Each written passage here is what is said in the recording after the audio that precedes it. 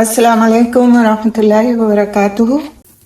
نحمدہ ونصلی علی رسولہ الکریم، اما بعد، فاعوذ باللہ من الشیطان الرجیم، بسم اللہ الرحمن الرحیم۔ رب اشرح لی صدری ویسر لی امری واحلل عقدۃ من لسانی یفقہوا قولی، ربنا زدنا علما، اللہم فقہنا فی الدین، ربی یسر ولا تعسر وتمم بالخیر۔ انشاءاللہ آج ہم سورہ بقرہ کی آیت نمبر 131 سے شروع کریں گے۔ ارشاد باری تعالیٰ ہے، اعوذ باللہ من الشیطان الرجیم، اذ قال له ربه اسلم قال اسلمت لرب العالمین۔ ترجمہ، جب اس کے رب نے اس سے کہا فرما بردار ہو جا، تو اس نے کہا میں جہانوں کے رب کا فرما بردار ہو گیا۔ تو یہ سلسلہ چل رہا ہے الحمدللہ ہمارا کہ حضرت ابراہیم علیہ السلام میں کیا خصوصیات تھیں اور کیا خوبیاں تھیں، اور اللہ سبحانہ تعالیٰ نے کس طرح ان کی ان خوبیوں کو سراہا ہے اور ان خوبیوں کو قرآن حکیم میں بیان فرمایا۔ اسی سلسلے میں اس آیت کو بھی لیا جا سکتا ہے انشاءاللہ۔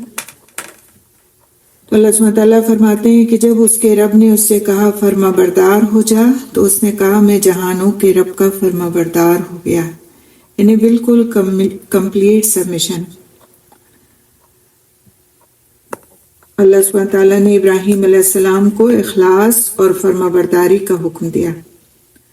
اللہ سبحانہ تعالیٰ نے سیدنا ابراہیم علیہ السلام کو اخلاص، کمال عبودیت اور توحید و اسلام پر ثابت رہنے کا حکم دیا، تو انہوں نے رب العالمین کے سامنے سر تسلیم خم کر دیا۔ اپنی سوچ، اپنے خیال، اپنے جذبات، اپنے احساسات اور اپنے عمل کو مکمل طور پر اللہ تعالیٰ کے حوالے کر دینا، اللہ تعالیٰ کا فرما بردار بن جانا ہے۔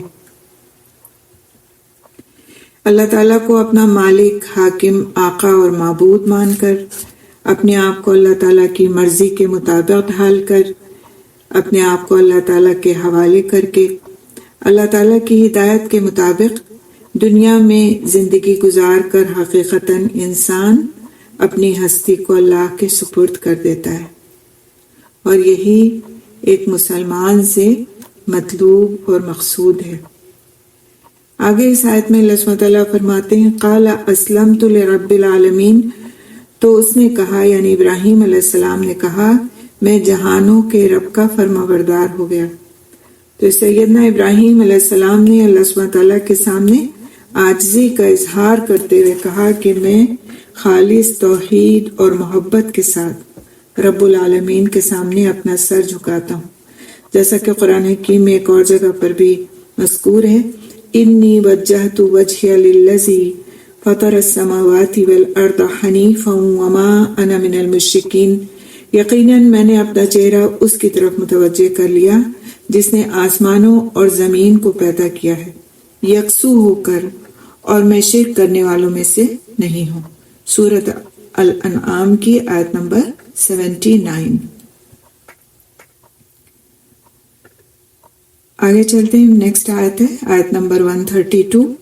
وَوَصَّى بِهَا إِبْرَاهِيمُ بَنِيهِ وَيَعْقُوبُ يَا بَنِيَّ إِنَّ اللَّهَ اصْطَفَىٰ لَكُمُ الدِّينَ فَلَا تَمُوتُنَّ إِلَّا وَأَنْتُمْ مُسْلِمُونَ۔ ترجمہ، اور اس کی وصیت ابراہیم نے اپنے بیٹوں کو کی اور یعقوب نے بھی۔ کیا وصیت کی؟ اے میرے بیٹو، یقیناً اللہ تعالیٰ نے تمہارے لیے دین کو منتخب کیا ہے، تو ہرگز نہ تم مرنا مگر اس حال میں کہ تم فرما بردار ہو۔ وَوَصَّى بِهَا إِبْرَاهِيمُ بَنِيهِ وَيَعْقُوبُ، اور اس کی وصیت ابراہیم علیہ السلام نے اپنے بیٹوں کو کی اور یعقوب علیہ السلام نے بھی یہی وصیت کی۔ سیدنا ابراہیم علیہ السلام نے اپنی اولاد کو توحید کی وصیت کی اور اسے ایک ایسا کلمہ بنا دیا جو باقی رہا، حتیٰ کہ سیدنا یعقوب علیہ السلام نے بھی اپنے بیٹوں کو کلمہ توحید کی وصیت کی، اور یہی توحید اللہ سبحانہ تعالیٰ کا پسندیدہ دین ہے۔ ابراہیم علیہ السلام نے اپنی اولاد کو فرما بردار بننے کی وصیت کی،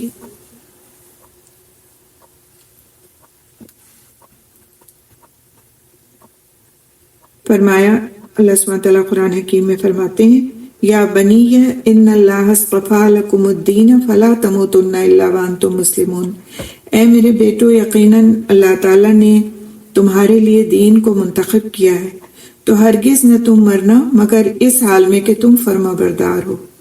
سیدنا ابراہیم علیہ السلام، سیدنا یعقوب علیہ السلام نے اپنی اولاد کو وصیت کرتے ہوئے فرمایا تھا کہ اللہ تعالیٰ نے تمہارے لیے اس دین کو چن لیا ہے، لہٰذا اس دین کو قائم کرو، اس کی شریعت پر عمل کرو، اس دین کے رنگ میں رنگے جاؤ، پھر اسلام کے سوا کسی اور حالت پر تمہیں موت نہ آئے۔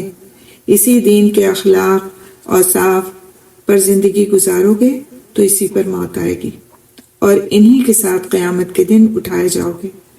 یقیناً اپنے آپ کو اللہ کے حوالے کرنے میں رکاوٹیں آئیں تو تم پر اسلام پر عمل کرنا فرض ہے، اس سے تمہیں رکنا نہیں۔ غلبہ اسلام کی تمنائیں ٹوٹ جائیں لیکن تم نہ ٹوٹنا، تم اسی دین پر قائم رہنا، یعنی کہ اگر اسلام غالب آ جائے، اس کی تمنا ہے تمہیں، اس کی تمنا ہو تم کو اور یہ تمنا پوری نہ ہو سکے تو تم ایسا نہ کرنا کہ تم اپنے دین سے پھر جاؤ کہ ہماری یہ تمنا تو پوری ہو نہیں رہی، لہٰذا اب ہم کچھ اور اختیار کر لیتے ہیں، اس دین سے ہٹے جاتے ہیں۔ نہیں، تم کو ہر حال میں ہر طور پر اسی دین پر مضبوطی کے ساتھ جمے رہنا ہے۔ دین سے مراد زندگی گزارنے کا طریقہ ہے۔ اللہ تعالیٰ کے نزدیک دین اسلام ہے، جیسا کہ قرآن حکیم میں ارشاد ہے ان الدین عند اللہ الاسلام، یقیناً دین اللہ تعالیٰ کے نزدیک اسلام ہے۔ سورہ آل عمران کی آیت نمبر 19۔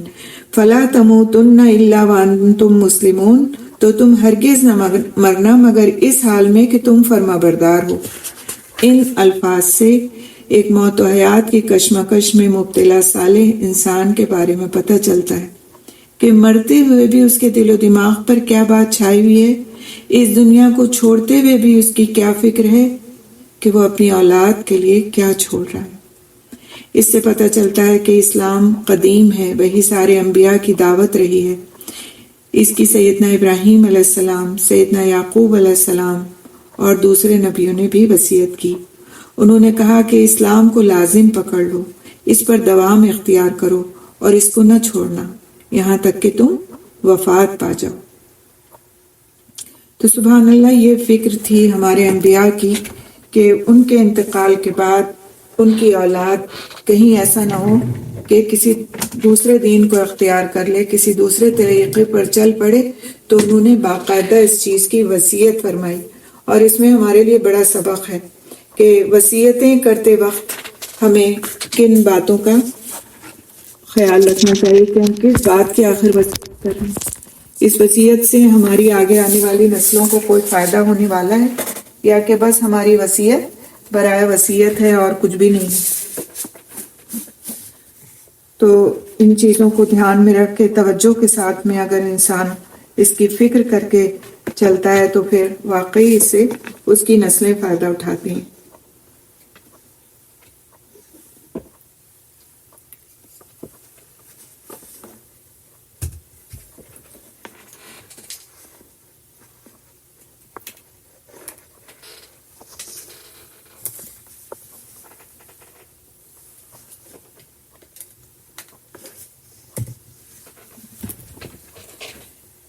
آگے چلتے ہیں انشاءاللہ نیکسٹ آیت پر، آیت نمبر 133۔ اعوذ باللہ من الشیطان الرجیم، بسم اللہ الرحمن الرحیم۔ ام کنتم شہداء اذ حضر یعقوب الموت اذ قال لبنیہ ما تعبدون من بعدی قالوا نعبد الہک و الہ آبائک ابراہیم و اسماعیل و اسحاق الہا واحدا ونحن لہ مسلمون۔ ترجمہ: کیا تم اس وقت موجود تھے جب یعقوب علیہ السلام کو موت آئی، جب اس نے اپنے بیٹوں سے کہا میرے بعد تم کس کی عبادت کرو گے؟ انہوں نے کہا ہم آپ کے معبود اور آپ کے آبا ابراہیم، اسماعیل اور اسحاق علیہ السلام کے معبود کی عبادت کریں گے۔ جو ایک ہی معبود ہے اور ہم اسی کے لیے فرما بردار ہیں۔ تو اس آیت کا شان نزول یہ ہے کہ یہود نے رسول صلی اللہ علیہ وسلم سے کہا کہ آپ صلی اللہ علیہ وسلم نہیں جانتے کہ سیدنا یعقوب علیہ السلام نے جس دن وفات پائی اس دن یہودیت کی وصیت کی تھی۔ تو اس پر یہ آیت نازل ہوئی کہ ام کنتم شہداء، کیا تم اس وقت موجود تھے؟ کیا تم اس وقت موجود تھے جب سیدنا حضرت یعقوب علیہ السلام کو موت آئی؟ سیدنا یعقوب علیہ السلام کا نام اسرائیل تھا اور انہی کے نسل میں سے بنی اسرائیل تھے۔ ان سے یہود کی گہری وابستگی تھی۔ ان کی موت کا معاملہ اور وصیت کا معاملہ یہود کو اندر سے ہلا دینے والا ہے۔ یہود کو زجر و توبیخ کرنے کے لیے، ایک طرح سے ڈانٹ پلانے کے لیے کہا گیا ہے کہ کیا تم اس وقت حاضر تھے جب سیدنا یعقوب علیہ السلام نے اپنی اولاد کو یہودیت کی وصیت کی تھی جیسا کہ تم دعویٰ کرتے ہو؟ اگر وہ کہیں کہ وہ موجود تھے تو وہ جھوٹے ہیں، اور اگر کہیں کہ نہیں تھے تو یہ ثابت ہو گیا کہ انہیں معلوم ہی نہیں کہ وصیت اصل میں ان کی تھی کیا۔ آگے چلتے ہیں اسی آیت میں، اذ قال لبنیہ ما تعبدون من بعدی، جب اس نے اپنے بیٹوں سے کہا میرے بعد تم کس کی عبادت کرو گے؟ سیدنا یعقوب علیہ السلام پر جب اپنی موت کے آثار ظاہر ہوئے تو انہوں نے امتحان کے طور پر اپنے بیٹوں سے دریافت کیا تاکہ بیٹوں کے وصیت پر عمل پیرا ہونے کی وجہ سے ان کو سکون نصیب ہو کہ میرے بعد کس کی عبادت کرو گے۔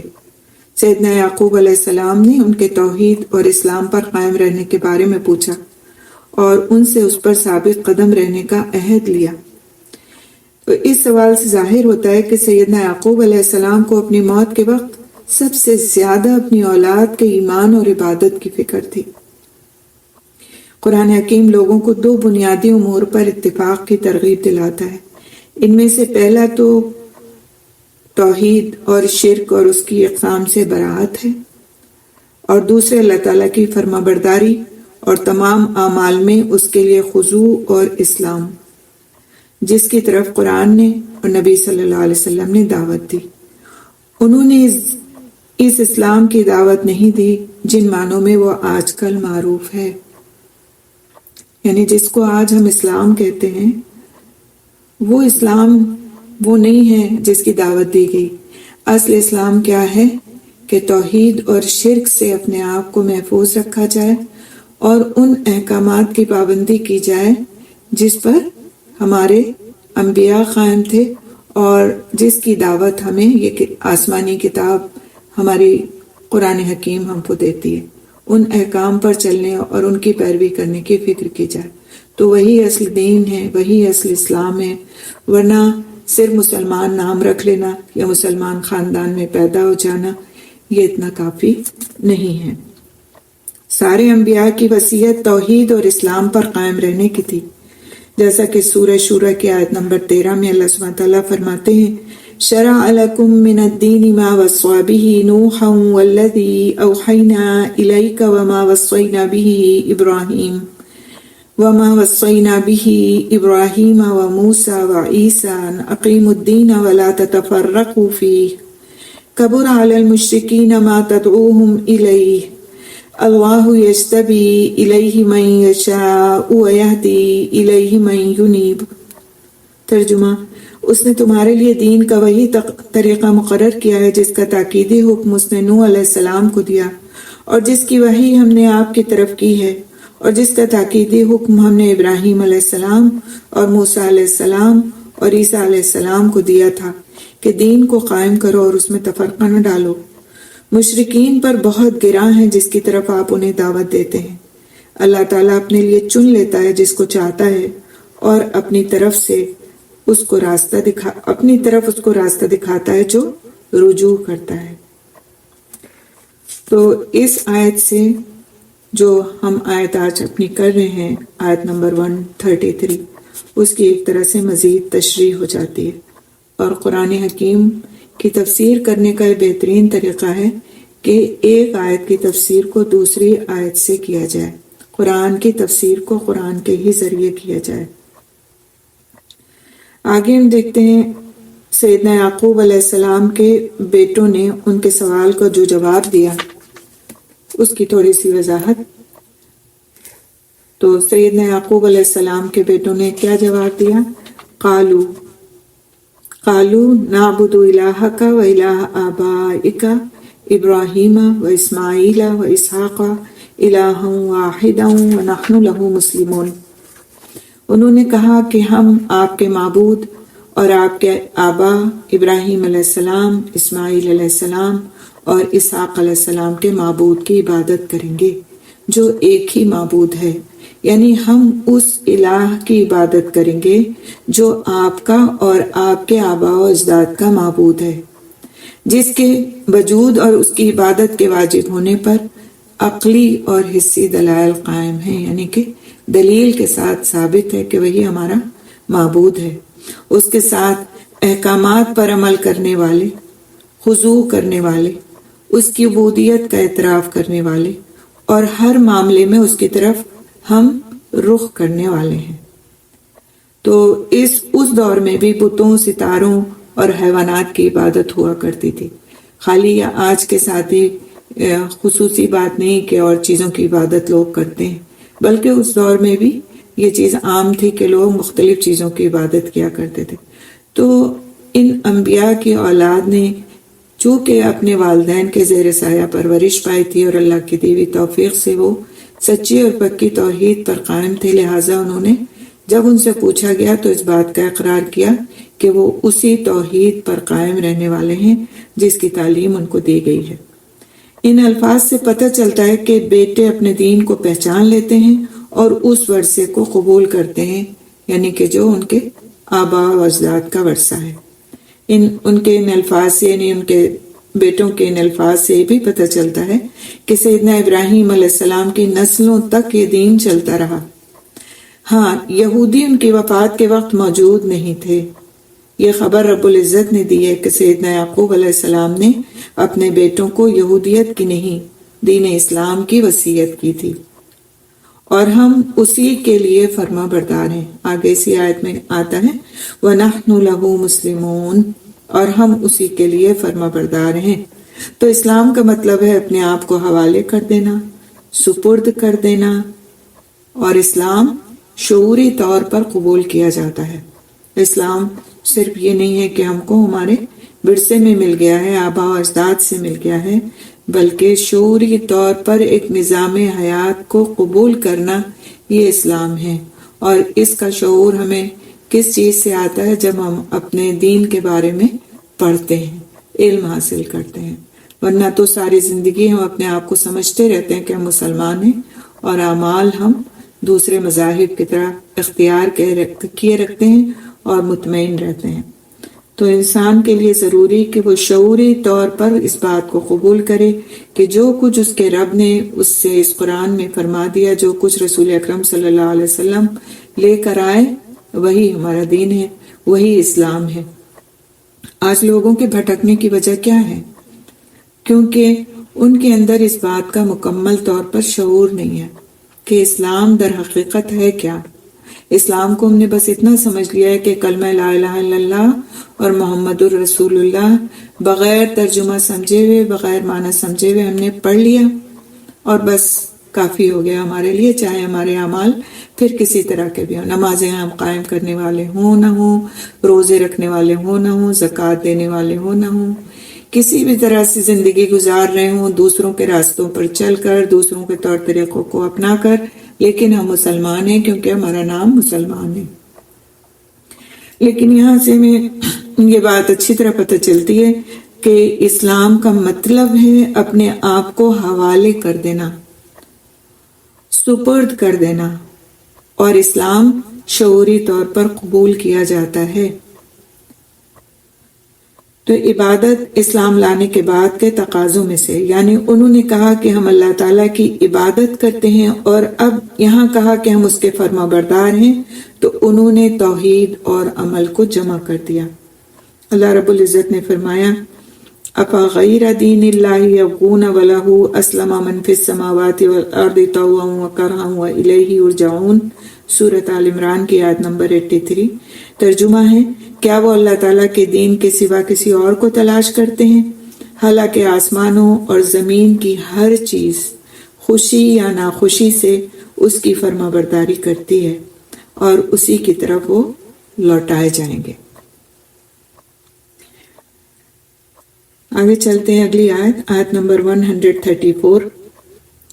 اعوذ باللہ من الشیطان الرجیم۔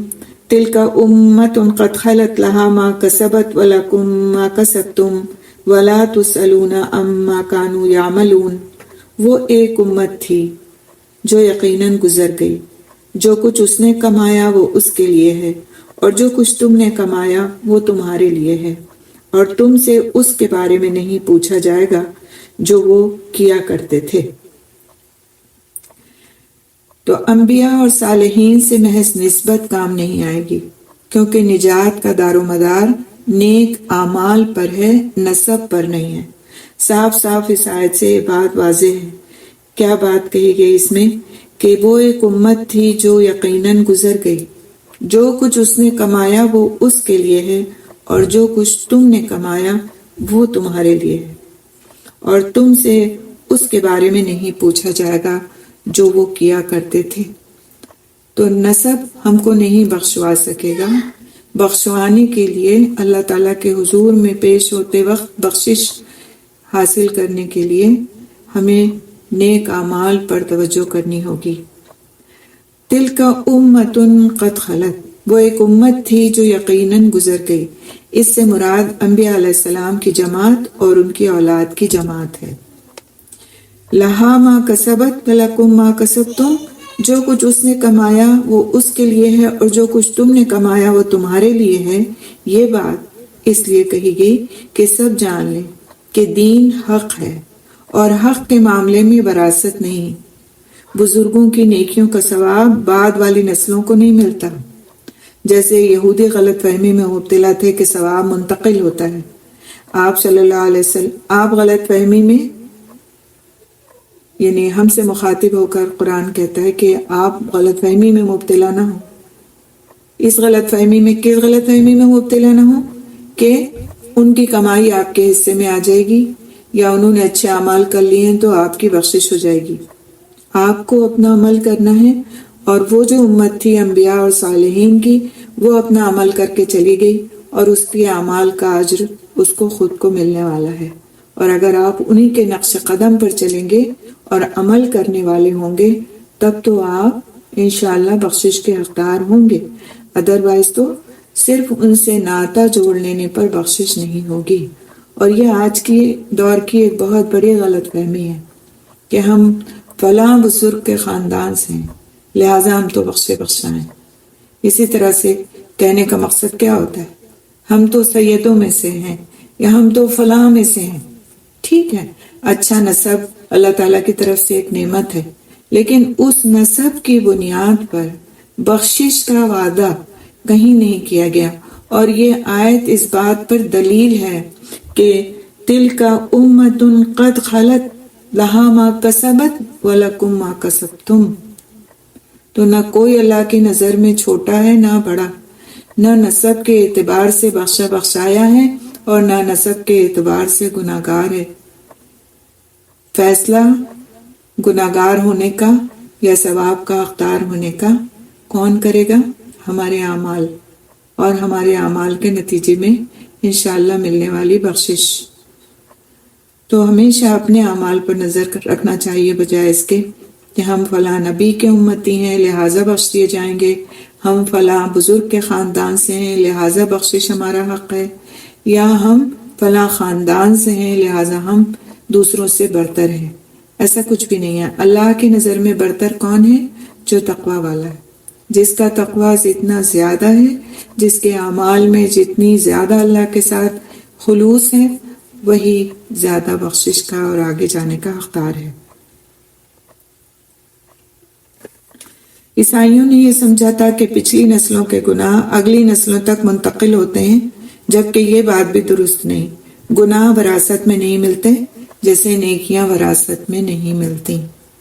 نہ گناہ وراثت میں ملتے ہیں، نہ نیکیاں وراثت میں ملتی۔ ٹھیک ہے، تو یعنی کہ اگر خدا نہ کرے، اللہ نہ کرے کہ کسی کے والدین گناہ گار تھے، تو اس کے اولاد کے کھاتے میں وہ نیکیاں، وہ گناہ نہیں لکھے جائیں گے۔ یا اگر کسی کے والدین بہت نیکوکار تھے اور وہ خود انسان جو انتہائی گناہگار ہے، تو وہ پھر اپنے والدین کے نیک کاموں میں حصے دار نہیں بنے گا، وہ اپنے اعمال لے کے آئیں گے۔ اور جیسا کہ ہم پڑھتے آ رہے ہیں کہ قیامت کے دن کوئی کسی کو ذرہ بھر بھی کچھ دینے کا روادار نہیں ہوگا، ہر ایک کو اپنی نیکیوں کی خود پڑی ہوگی کہ اس کی نیکیوں کا اجر اس کو کیا ملنے والا ہے، اور وہ خود اس بات کو دیکھ رہا ہوگا کہ اس کے پاس جو نیکیاں ہیں وہ کہیں کم نہ پڑ جائیں۔ تو نہ باپ بیٹے کے لیے ہوگا کچھ اور نہ بیٹا باپ کے لیے ہوگا کچھ، ہر ایک کے لیے نفسی نفسی کا سما ہوگا۔ لہٰذا اپنے اعمال کی اور اپنے نیکیوں کی خود فکر کرنے کی ضرورت ہے۔ ہر شخص نے جو خیر اور شر کمایا تو ان کا خیر تمہیں نفع نہیں دے گا اگر تم برائی کماتے ہو۔ اس کا مطلب یہ کہ ہر انسان کو جو کچھ ملے گا اپنے ذاتی اعمال کی وجہ سے ملے گا، کسی دوسرے کے اعمال اس پر اثر انداز ہونے والے نہیں۔ ہر شخص کا عمل اس کا اپنا عمل ہے، اس پر اللہ سبحانہ تعالیٰ اس کو جزا دیں گے۔ وَلَا تُسْأَلُونَ عَمَّا كَانُوا يَعْمَلُونَ، اور تم سے اس کے بارے میں نہیں پوچھا جائے گا جو وہ کیا کرتے تھے، اور تم سے یہ نہیں پوچھا جائے گا کہ وہ کیا کام کرتے تھے۔ اس سے یہ بات کنفرم ہو جاتی ہے، یہ دلیل ہے کہ ہر انسان اپنے عمل کا ذمہ دار ہے۔ اللہ سبحانہ تعالیٰ کسی کے گناہوں کا مواخذہ دوسرے سے نہیں کرے گا، ہر شخص کو اس کا ایمان اور تقوی کام آئے گا۔ لہٰذا یہ جو ہم کے انبیاء کی اولاد ہیں ان کے طریقے پر ہیں درست نہیں۔ اپنے حالات پر غور کیا جائے اور دیکھا جائے کہ کیا میرے اعمال مجھے اللہ تعالیٰ کے یہاں نجات دلا دیں گے۔ آگے چلتے ہیں انشاءاللہ آیت نمبر 135۔ اعوذ باللہ من الشیطان الرجیم۔ وَقَالُوا كُونُوا هُودًا أَوْ نَصَارَىٰ تَهْتَدُوا قُلْ بَلْ مِلَّةَ إِبْرَاهِيمَ حَنِيفًا وَمَا كَانَ مِنَ الْمُشْرِكِينَ، اور انہوں نے کہا کہ تم یہودی ہو جاؤ یا عیسائی ہو جاؤ تو ہدایت پا جاؤ گے۔ آپ کہہ دیں نہیں، بلکہ ابراہیم علیہ السلام کی ملت جو ایک اللہ کا ہونے والا تھا اور وہ مشرکوں میں سے نہیں تھا۔ تو یہ آیت کب نازل ہوئی اس کے بارے میں سیدنا ابن عباس رضی اللہ تعالیٰ عنہ فرماتے ہیں کہ ایک یہودی نے رسول اکرم صلی اللہ علیہ وسلم سے کہا کہ ہم صحیح راہ پر ہیں، اگر تم بھی ہماری پیروی کرو گے تو راہ پا جاؤ گے۔ عیسائیوں نے بھی یہی بات کہی تھی، اس پر یہ آیت اتری کہ جس میں یہ بات واضح کر دی گئی کہ ان کی یہ بات غلط ہے۔ تو اسی آیت میں اللہ سبحانہ تعالیٰ فرماتے ہیں وَقَالُوا كُونُوا هُودًا أَوْ نَصَارَىٰ تَهْتَدُوا، اور انہوں نے کہا کہ تم یہودی ہو جاؤ یا عیسائی ہو جاؤ تو ہدایت پا جاؤ گے۔ یہودی کہتے تھے کہ یہودی ہو جاؤ تو ہدایت ملے گی، اور عیسائی کہتے تھے کہ عیسائی ہو جاؤ تو ہدایت ملے گی۔ تو یہودی کہتے تھے کہ یہودیت کے سوا کوئی دین نہیں، اللہ سبحانہ تعالیٰ اس کے ماں سوا کو قبول نہیں کرے گا، کیونکہ سیدنا موسیٰ علیہ السلام افضل نبی ہیں اور ان کی کتاب افضل کتاب ہے اور ان کا دین بہترین دین ہے، اور وہ سیدنا عیسیٰ علیہ السلام اور انجیل کا اور محمد صلی اللہ علیہ وسلم اور قرآن کا انکار کرتے تھے۔ اور عیسائی کیا کہتے تھے کہ اللہ تعالیٰ نے اللہ سبحانہ تعالیٰ عیسائیت کے سوا کچھ نہیں قبول کریں گے، کیونکہ عیسائیت اس کے خاص ہدایت ہے۔ چونکہ سیدنا عیسیٰ علیہ السلام سارے انبیاء میں افضل ہیں اور ان کی کتاب سب سے جلیل القدر کتاب ہے اور ان کا دین سب ادیان سے بہتر ہے۔ وہ سیدنا موسیٰ علیہ السلام، تورات، محمد صلی اللہ علیہ وسلم اور قرآن کا انکار کرتے تھے۔ تو دونوں لوگ جو تھے اپنے نبی اور اپنی کتاب کو بہتر سمجھتے تھے اور مانتے تھے، اور باقی سب کو نگیٹ کرتے تھے، سب کا انکار کرتے تھے۔ تو اللہ سبحانہ تعالیٰ اس آیت میں فرماتے ہیں قُلْ بَلْ مِلَّةَ إِبْرَاهِيمَ حَنِيفًا، آپ کہہ دیں کہ ایسا نہیں ہے جیسا تم کہہ رہے ہو، بلکہ ابراہیم علیہ السلام کی ملت جو ایک اللہ کا ہونے والا تھا، ایک اللہ کا ہونے والا تھا۔ حنیف کا کیا مطلب ہے؟ ایک اللہ کا ہو کر رہنے والا۔ اللہ تعالیٰ نے جواب دیا بلکہ ابراہیم علیہ السلام کا طریقہ اختیار کرنے پر ہدایت ملے گی، یعنی توحید کا اقرار کر کے اور شرک کو چھوڑ کے صرف اللہ تعالیٰ کی طرف متوجہ ہو جانے سے ہی کوئی انسان اللہ سبحانہ تعالیٰ کی نظر میں مسلمان ہو سکتا ہے۔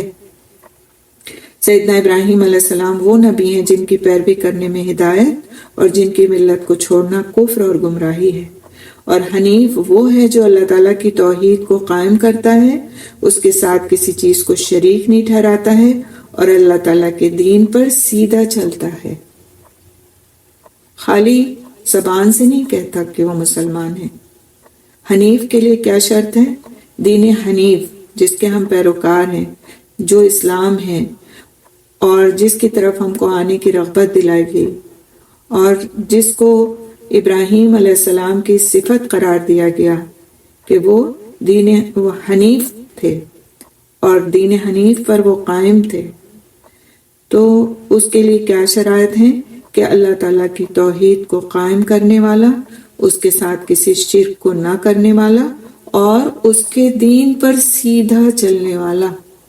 یہ نہیں کہ ادھر سے کچھ لے لیا ادھر سے کچھ لے لیا، کچھ ہمیں کسی کا اچھا لگتا ہے اس کو بھی اپنا لیا، کسی دوسرے کا کچھ اچھا لگ گیا تو اس کو بھی لے لیا، کہ اس کے کرنے میں بھی کچھ حرج نہیں، اس کے کرنے میں بھی کچھ حرج نہیں۔ اس میں کیا بتایا گیا؟ یہی تو بتایا گیا، اور کیا بتایا گیا؟ اور میرا دل تو بالکل صاف پاک ہے اور میں تو اللہ سبحانہ تعالیٰ کے اوپر میرا 100% یقین ہے۔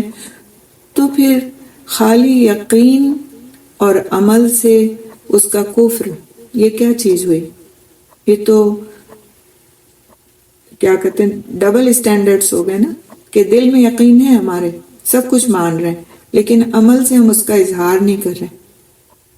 ہم اس کو ایک دنیاوی مثال سے سمجھ لیں کہ اگر ہم کسی سے کہتے ہیں کہ ہمیں آپ سے بے پناہ محبت ہے، آپ کی بے پناہ قدر ہمارے دل کے اندر ہے، بہت چاہت ہے، لیکن مان کے ہم اس کا ایک بھی کہنا نہ دیں اور ہر کام اس کے الٹ کرتے جائیں، بلکہ اور دوسرے لوگوں کے کہنے پہ چلتے جائیں۔ ماں کچھ کہہ رہی ہے، ہم کہتے ہیں ہمیں اپنی ماں سے بہت محبت ہے، لیکن چلتے کام کرتے ہیں وہ ہیں جو ہمارے دوست احباب ہم سے کہتے ہیں، یا اور جو ہمیں دوسروں کی چیزیں اچھی لگتی ہیں۔ تو کیا اس محبت کا خالی زبان سے کہہ دینا کافی ہے؟ بالکل اسی طرح سے یہ بات ہے کہ اگر ہم کہتے ہیں کہ دین ہم کو ہمارا سب سے زیادہ پیارا ہے، رسول اکرم صلی اللہ علیہ وسلم سے ہم کو سب سے زیادہ محبت ہے، لیکن اعمال میں اس کا اظہار موجود نہیں ہے، تو اس کا مطلب کیا ہے کہ دین حنیف پر ہم نہیں چل رہے۔ دین حنیف پر چلنے کا مطلب ہے دل سے اقرار اور عمل سے اس کا اظہار۔ اللہ سبحانہ وتعالیٰ فرماتے ہیں وَمَنْ أَحْسَنُ دِينًا مِّمَّنْ أَسْلَمَ وَجْهَهُ لِلَّهِ وَهُوَ مُحْسِنٌ وَاتَّبَعَ مِلَّةَ إِبْرَاهِيمَ حَنِيفًا وَاتَّخَذَ اللَّهُ إِبْرَاهِيمَ خَلِيلًا، اور دین میں اس سے اچھا کون ہے جس نے اپنا چہرہ اللہ تعالیٰ کے سپرد کر دیا اور وہ نیکی کرنے والا ہو، اور اس نے ابراہیم علیہ السلام کی ملت کی پیروی کی جو ایک یعنی اللہ کی طرف ہو جانے والا تھا، اور ابراہیم علیہ السلام کو اللہ تعالیٰ نے خاص دوست بنا لیا تھا۔ سورہ نساء کی آیت نمبر 125۔ تو قرآن حکیم میں اللہ سبحانہ تعالیٰ نے اور جگہوں پر بھی حضرت ابراہیم علیہ السلام کی اس خوبی کا تذکرہ فرمایا کہ وہ دین حنیف پر چلنے والے تھے، وہ حنیف تھے، یکسو ہونے والے، اللہ تعالیٰ کی طرف متوجہ ہونے والے اور اس کے بتائے ہوئے راستے پر چلنے والے۔ وَمَا كَانَ مِنَ الْمُشْرِكِينَ، اور وہ مشرکوں میں سے نہیں تھے۔ سیدنا ابراہیم علیہ السلام کے بارے میں بہت بڑی گواہی ہے کہ وہ شرک کرنے والوں میں سے نہیں تھے، اس لیے مقام بلند تک اللہ سبحانہ تعالیٰ نے ان کو پہنچایا۔ کیسے کیسے حالات سے وہ گزرے، آگ تک میں ڈال دیے گئے، لیکن پھر بھی وہ شرک کی طرف متوجہ نہیں ہوئے۔ سیدنا ابراہیم علیہ السلام کے بارے میں یہ بتایا گیا کہ وہ یہودی یا عیسائی نہیں تھے۔ حقیقت یہ ہے کہ اسلام کے سوا نہ کوئی ہدایت ہے، نہ سعادت، نہ کمال۔ اب سوال یہ اٹھتا ہے کہ انسان ایک اللہ کا کیوں کر ہو سکتا ہے، کیسے ہو جاتا ہے؟ تو انسان کے اندر یکسوئی پیدا کرنے کے لیے اللہ سبحانہ تعالیٰ نے نماز کے لیے قبلے کا تعین کیا۔ غور طلب بات ہے کہ اللہ سبحانہ تعالیٰ نے کس طرح یہ عمل کرنا ہم کو سکھایا کہ تمہارے اندر یکسوئی کیسے پیدا ہو سکتی ہے، تم ادھر ادھر نہ دیکھو، شرکیہ کاموں میں نہ پڑو اور ایک اللہ کے ہو کر زندگی گزارو، تو اس کو تم کرو گے کیسے؟ تو اللہ سبحانہ تعالیٰ نے نماز کے لیے قبلے کا تعین کیا. دن میں 5 بار اللہ تعالیٰ کے لیے یکسو ہونا سکھایا جاتا ہے اور انسان ساری دنیا سے منہ موڑ کر اللہ تعالیٰ کی طرف اپنا رخ کر لیتا ہے. یہ حنیف ہونے کی تصویر ہے. اور اللہ سبحانہ تعالیٰ چاہتے ہیں کہ نماز کے علاوہ بھی یہ رویہ انسان اپنی زندگی میں اپنائے. لیکن جو نماز ہی نہ پڑھتا ہو پھر تو اس کی یہ ٹریننگ کیسے ہوگی؟ یہ ٹریننگ ہماری نماز کرتی ہے نا کہ ہم اللہ سبحانہ تعالیٰ کی طرف ہی اپنا رخ کیے رکھیں، کیونکہ ہم دن میں 5 بار اور اللہ نے زیادہ توفیق دی تو نوافل بھی پڑھ کر کے اس کی طرف اپنے چہرے کو کرنے کی یہ ٹریننگ حاصل کرتے ہیں. لیکن جو نماز کی طرف متوجہ نہیں ہوتے وہ اس سے محروم رہتے ہیں. پھر یہ کہ اپنے ہر معاملے میں سب کو چھوڑ کر اللہ تعالیٰ کی طرف رخ کرے، اللہ تعالیٰ پر توکل کرے، بجائے اس کے کہ کوئی مسئلہ پیش آیا اور ہم سارے زمانے کی طرف دیکھ رہے ہیں لیکن اللہ کی طرف رخ نہیں کرتے اور مانگتے نہیں اس سے. پھر یہ کہ اپنی زندگی کے سارے فیصلے اللہ تعالیٰ کی کتاب سے لے. کوئی فیصلہ کرنا ہے اللہ سبحانہ تعالیٰ کی کتاب ہمارے لیے رہنما ہو. کسی سے بھی ادھر سے ادھر سے کوئی آپ کو کوئی مسئلہ بتاتا ہے، آپ کسی سے کوئی فتویٰ لیتے ہیں تو آپ اس سے ضرور اس بات کے لیے کہیں کہ آپ کو اللہ کی کتاب کی کسی آیت کا حوالہ دے یا کسی حدیث کا حوالہ دے جس کے ذریعے سے وہ بات آپ کے مائنڈ میں کلیئر ہو جائے. اور خالی ہوا میں کی ہوئی باتوں کو اپنی زندگی کا رہنما نہیں بنانا چاہیے. پھر وہیں سے انسان بھٹک جاتا ہے اور بھٹکانے والے آسانی کے ساتھ بھٹکا لے جاتے ہیں. تو جن کی زندگیوں کی رہنما اللہ سبحانہ تعالیٰ کی کتاب ہوتی ہے پھر وہ یکسو ہو کر جیتے ہیں، پھر وہ دین حنیف پر قائم رہتے ہیں. کیوں؟ اس لیے کہ یہ کتاب ہماری ہدایت کے لیے بھیجی گئی ہے، خالی پڑھنے کے لیے نہیں بھیجی گئی ہے، ہماری ہدایت کے لیے بھیجی گئی ہے کہ اس کو پڑھ کر ہم رہنمائی حاصل کریں.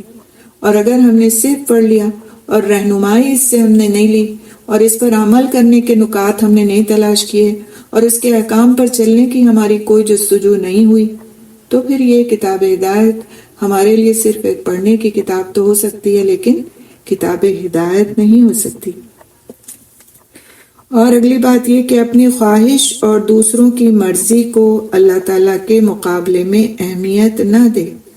یعنی انسان ایک اللہ کا کیسے ہو سکتا ہے کہ وہ اپنی خواہش اور دوسروں کی مرضی کو اللہ کے مقابلے میں اہمیت نہ دے. ہماری اس وقت یہ خواہش ہو رہی ہے کہ ہم سو جائیں، نیند آ رہی ہے ہم کو بہت زیادہ، لیکن اللہ کا حکم ہے کہ اس وقت اٹھو اور فجر کی نماز پڑھو. تو پھر ہم اپنے خواہش کو پیچھے ڈالیں اور ہم اللہ کے حکم کو آگے رکھیں.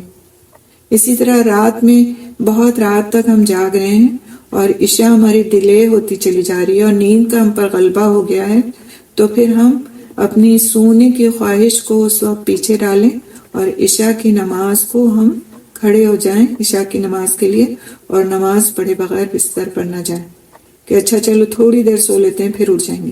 نہیں، خواہش ہو رہی ہے سو جائیں، طبیعت چاہ رہی ہے، طبیعت میں بہت کسل مندی ہے، لیکن اللہ کا حکم کیا ہے کہ تم کو عشاء کی نماز پڑھنا ہے. سونے سے بہتر ہے تمہارے لیے کہ پہلے تم نماز پڑھو اور تم پھر سو. تو ہم اس بہتری کی طرف جائیں. اسی طرح سے دوسروں کے مقابلے میں دوسروں کی مرضی کو اللہ کے مقابلے میں اہمیت نہ دو. کوئی بھی آپ سے کچھ کہتا ہے، بچے بعض وقت کوئی فرمائش کرتے ہیں جو آپ کو پتہ ہے مناسب نہیں ہے دین کے حساب سے، اور ہم پھر اس کے لیے فتوے لینے چلے جاتے ہیں کہ ہمارے بچے کی یہ خواہش ہے.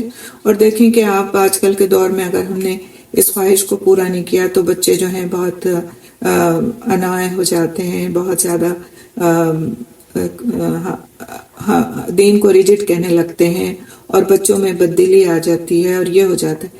یہ بعض ہسبینڈ کوئی ایسی فرمائش کرتے ہیں کہ آپ جو ہیں حجاب نہ لیں یا آپ کوئی بھی کام اس طرح کا نہ کریں جو آپ کے دیکھا جائے تو وہ دین کے منافی کام ہے، لیکن اس کے لیے آپ کو انسسٹ کیا جا رہا ہے. یا آپ ایسے گھرانے میں چلے گئے کہ جہاں پر بدعات ہوتی ہیں اور ان بدعات میں آپ کو ساتھ دینے کے لیے رغبت دلائی جاتی ہے کہ آپ بھی ساتھ دیں کیونکہ اب آپ اس گھر کی بہو ہو گئی ہیں، لہٰذا آپ کو ہر وہ کام کرنا ہے جو اس گھر میں ہوتا ہے.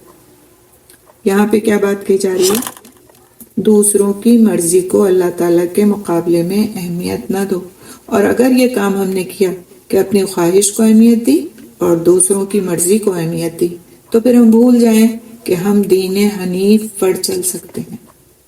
دین حنیف پر چلنے کے لیے یہ سارے کام ضروری ہیں۔ پہلا کیا کام؟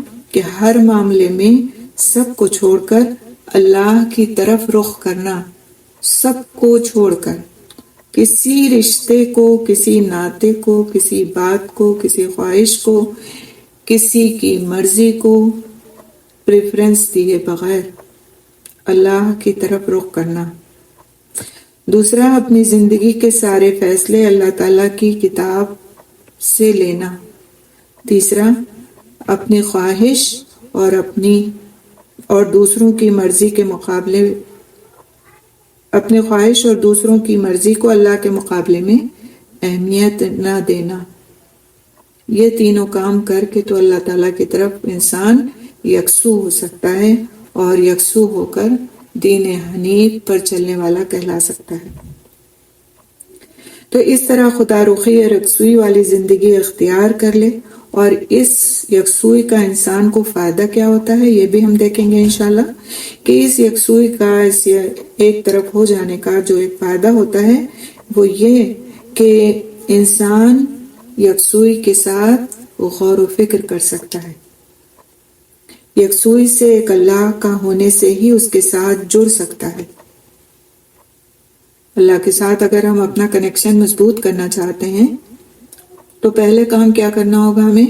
کہ ہم علم حاصل کریں اس راستے کا، پھر اس پر ہم غور و فکر کریں، بیٹھیں، سوچیں کہ جو ہم نے پڑھا ہے، جو ہم نے سنا ہے، اس میں کتنی حقیقت ہے، اور کیا اس پر چل کر کے تو واقعی میں اپنی زندگی کو اللہ سبحانہ تعالیٰ کے بتائے ہوئے راستے پر ڈال سکتی ہوں، یکسو ہو سکتی ہوں۔ تو یہ جو غور و فکر اور تدبر ہے نا، وہ انسان کی بہت مدد کرتا ہے کسی بھی صحیح راستے کو چننے کی، کیونکہ اللہ سبحانہ تعالیٰ نے ہر انسان کے اندر ایک حس رکھی ہے جو صحیح کی طرف اس کی توجہ دلاتی ہے۔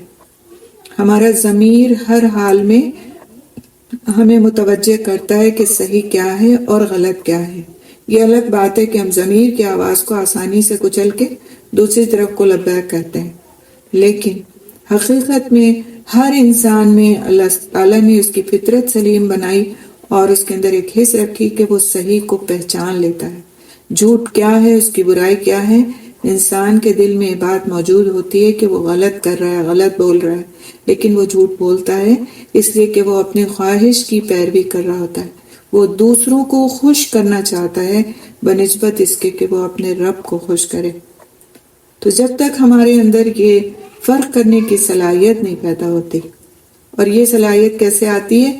جب ہم جو علم حاصل کرتے ہیں اس پر غور و فکر کرتے ہیں، تدبر کرتے ہیں، اور پھر اللہ سبحانہ تعالیٰ کے ساتھ اپنے کنیکشن کو مضبوط کرتے ہیں یکسوئی کے ساتھ۔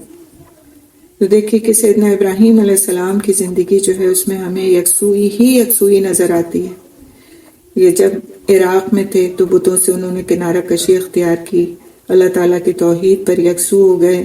پھر سیدنا ابراہیم علیہ السلام نے جب اپنے بیٹے کو ذبح کرنے کی بات ان سے کہی گئی تو بھی بالکل شیکی نہیں تھے، وہ کروں یا نہ کروں، نہیں، بالکل بھی نہیں، کہا گیا کر لیں گے، بس فوراً یکسو۔ اللہ سبحانہ تعالیٰ کی بات کے بعد کوئی خواہش نہیں، کوئی کسی کی مرضی نہیں کہ تمہاری مرضی ہوگی بیٹا تو میں تمہیں ذبح کروں گا، نہیں، دیکھو بیٹا مجھے اللہ نے یہ حکم دیا ہے کرنے کا، اور بیٹے بھی ویسے ہی فرما بردار کہ آپ کر لیجئے بس جو آپ کو حکم دیا گیا ہے کرنے کا۔ تو یہ تھی یکسوئی کہ جو رب کی بات ہے اس کے آگے نہ کوئی لاجک، نہ کوئی خواہش، نہ کوئی دوسروں کی مرضی، صرف اور صرف وہی جو کہہ دیا گیا۔ تو سبحان اللہ، یہ یکسوئی ہمارے جد امجد حضرت ابراہیم علیہ السلام کا ورثہ ہے۔ اگر دیکھا جائے کہ اسی کی وصیت ہم کو خود اپنے لیے بھی لینی چاہیے، اسی سے نصیحت، اور اسی کی وصیت اگلوں کو کرنی بھی چاہیے۔ ہم بہت ساری چیزوں کی وصیتیں کرتے رہتے ہیں، ان وصیتوں میں ہمارے دیکھیے کتنا پیارا سبق ہے ہمارے لیے. ہم اپنے مال کے لیے، اپنے کپڑوں کے لیے، اپنی جائیدادوں کے لیے، اپنے زیورات کے لیے، یعنی کس کس چیز کی وصیتیں کرتے رہتے ہیں. صحیح وصیتیں بھی کر دیتے ہیں، غلط بھی کر دیتے ہیں، تلفی والی بھی کر دیتے ہیں، کیونکہ علم ہے نہیں کہ وصیت کیسے کرنی ہے. تو بہرحال یہ ساری وصیتیں ہوتی ہیں، لیکن تم دین پہ قائم رہنا، تم اللہ کے فرما بردار بن کے رہنا، تم نمازوں کی حفاظت کرنا، تم کو میری یہ وصیت ہے کہ تم کبھی بدعتوں میں نہ پڑنا. اس طرح کی وصیتیں ہم میں سے کتنے لوگ کرتے ہیں اپنے بچوں کو. اور وصیت ہم یہ سمجھتے ہیں کہ گویا ایک ایسی چیز ہے کہ بس جو مرنے سے پہلے ہی کرنی چاہیے. اگر کسی کو پتہ چل جائے کسی مہلک بیماری میں مبتلا ہے تبھی وہ وصیت کرے، ادروائز تو وہ زندگی کو گزار دے اسی طرح سے. جبکہ وصیت ایک ایسی چیز ہے کہ جو انسان کو اپنی اولاد کو اپنی زندگی میں کرنی چاہیے کہ تم کو کیا کیا کرنا ہے میرے بعد، تم کو کیسی زندگی گزارنی ہے، تم کو رہنے سہنے کے ڈھنگ کس طرح کے اختیار کرنے ہیں. ایسا نہ ہو کہ میں اس دنیا سے کسی وقت بھی میری آنکھ بند ہو جائے اور تم کو میں یہ باتیں نہ سکھا سکوں، لہٰذا آج سکھا دے رہی ہوں.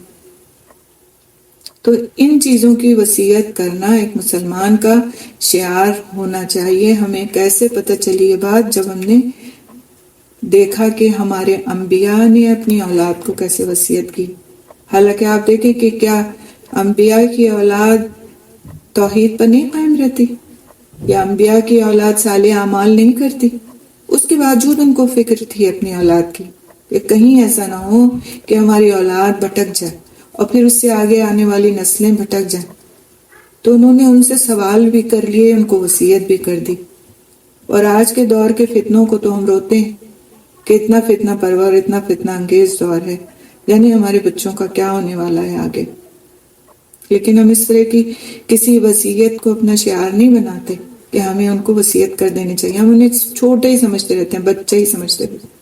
اور ایک وقت آتا ہے کہ ہماری آنکھ بند ہو جاتی ہے اور اس کے بعد وہ ساری حسرتیں ہم دل میں لیے چلے جاتے ہیں، اور ہمارے بچوں کو پتہ ہی نہیں ہوتا کہ ہمارے والدین ہم سے کیا چاہتے تھے، کس بات کی ان کی خواہش تھی. مجھے آج بھی یاد ہے کہ جب میرے والد بہت بیمار تھے اپنی زندگی کے آخری سالوں میں، تو ہم لوگوں نے بامبے لے گئے علاج کے سلسلے میں. تو جسلوک ہاسپٹل میں ان کو ایڈمٹ کیا. تو وہاں پر اللہ کی دی ہوئی توفیق سے میں ان کے ساتھ تھی. تو وہاں پر ایک دن انہوں نے مجھے اپنے پاس بلایا اور کہنے لگے کہ دیکھو بیٹا، یعنی شہادت کی انگلی انہوں نے اٹھائی. آج والد کے انتقال کو برسوں گزر گئے ہیں، 2002 میں ان کا انتقال ہوا تھا. لیکن جب بھی میں یہ واقعہ سوچ لیتی ہوں نا تو مجھے لگتا ہے کہ میری زندگی کا جو ہے ایک ایسا واقعہ ہے جو میری نظروں کے سامنے حقیقت بن کر کے ابھر آتا ہے. انگلی شہادت کی اٹھائی اور کہا کہ دیکھو تم گواہ رہنا کہ میں نے تم لوگوں کی پرورش حلال مال سے کی ہے، اور بیٹا بہت سارے کام باقی ہیں جو بھی کرنے ہیں اور ان کے لیے بہت محنت کی ضرورت ہے. تو سبحان اللہ میں سوچ رہی تھی کہ اس وقت وہ ایک ایسے شخص تھے کہ جن کی میموری آلموسٹ لاسٹ ہو چکی تھی. کسی وقت وہ اپنے ہوش آواز کی باتیں کرتے تھے اور ورنہ تو نہیں کرتے تھے. اتنا شدید ان کے اوپر بیماری کا غلبہ تھا. اس کے باوجود اللہ سبحانہ تعالیٰ نے ان کے زبان سے وہ بات کہلوا دی جو ہمارے لیے مشعل راہ بنی ہوئی آج بھی، کہ ہماری پرورش حلال سے ہوئی ہے اور ہمارے کرنے کے لیے بہت سے کام باقی ہیں اور ہمیں بہت محنت کرنی ہے. تو یہ چیزیں، یہ باتیں جب والدین اپنی اولاد سے کر دیتے ہیں تو آپ یقین مانیے کہ چاہے جتنی نافرمان اولاد کیوں نہ ہو، اس کے باوجود اس کے ذہن کے کسی نہ کسی گوشے میں یہ باتیں پیوست ہو جاتی ہیں. اور ایک وقت ضرور آتا ہے کہ جو نکل کے اس کے سامنے کھڑی ہو جاتی ہیں یہ باتیں کہ تمہیں ان پر عمل کرنا ہے، تمہیں زندگی کو یوں ہی نہیں گزار دینا، تمہاری زندگی کی کوئی حیثیت ہے، اہمیت ہے، تم ایک ایسے دین کے پیروکار ہو جس میں محنت کی ضرورت ہے.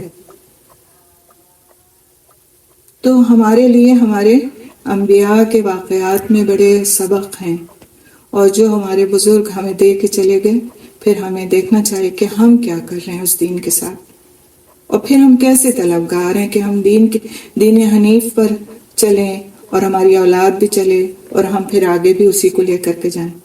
تو اللہ تعالیٰ ہم سب کو توفیق دے کہ ہم اس کو واقعی میں اس طرح سے پکڑنے والے ہوں اس دین کو، اور اپنی اولاد کو اس کے لیے اس طرح سے وصیت کرنے والے ہوں کہ یہ معاملہ پھر قیامت تک کے لیے صحیح دین پر قائم ہونے والا ہی بن کر رہے۔ اگلی آیت پہ ہم چلتے ہیں انشاءاللہ تعالیٰ۔ اعوذ باللہ من الشیطان الرجیم۔ قولوا آمنا باللہ وما انزل الینا وما انزل الی ابراہیم واسماعیل واسحاق ویعقوب والاسباط وما اوتی موسیٰ وعیسیٰ وما اوتی النبیون من ربہم لا نفرق بین احد منہم ونحن لہ مسلمون۔ ترجمہ: آپ سب کہیے کہ ہم اللہ پر ایمان لائے اور اس پر ایمان لائے جو ہماری طرف نازل کیا گیا ہے، اور جو ابراہیم علیہ السلام، اسماعیل علیہ السلام، اسحاق علیہ السلام، یعقوب علیہ السلام اور اولاد یعقوب علیہ السلام کی طرف نازل کیا گیا، اور جو موسیٰ علیہ السلام اور عیسیٰ علیہ السلام اور دوسرے سب نبیوں کو ان کے رب کی طرف سے دیا گیا۔ ہم ان میں سے کسی ایک کے درمیان کوئی فرق نہیں کرتے، اور ہم اللہ تعالیٰ ہی کے فرما بردار ہیں۔ تو اللہ سبحانہ تعالیٰ نے اپنی کتاب کے ساتھ پچھلے تمام انبیاء علیہ السلام پر ایمان لانے کا اس آیت میں حکم دیا ہے، اور یہ آیت کریمہ ان تمام امور پر مشتمل ہے جس پر ایمان لانا واجب ہے۔ جان لیجئے کہ ایمان جو ان اصولوں کے ساتھ دل کی پوری تصدیق کا نام ہے، اور اس کا اقرار نہ صرف دل سے بلکہ جو ہمارے اعضاء و جوارح ہیں ان کے ساتھ جو ہم عمل کرتے ہیں ان سب کو ایک ساتھ رکھنے سے ہی مکمل ہو سکتا ہے، اور اس اعتبار سے اس میں اسلام داخل ہے اور اس میں تمام اعمال صالحہ بھی داخل ہیں۔ بس تمام اعمال صالحہ ایمان کا حصہ ہیں اور اس کے آثار میں سے ہیں، یعنی کہ ایمان کو ایمان اس وقت تک نہیں کہا جا سکتا جب تک کہ اس کے مطابق عمل نہ کیا جائے۔ جب ایمان کا علی الاطلاق ذکر ہوگا تو مذکورہ امور ان سب میں شامل ہوں گے، اس طرح جب اسلام کا علی الاطلاق ذکر کیا جائے گا تو ایمان بھی اس کے اندر داخل ہوگا۔ یعنی کہ اگر اسلام ہم کہتے ہیں تو اس میں ایمان بھی داخل ہے۔ جب ایمان اور اسلام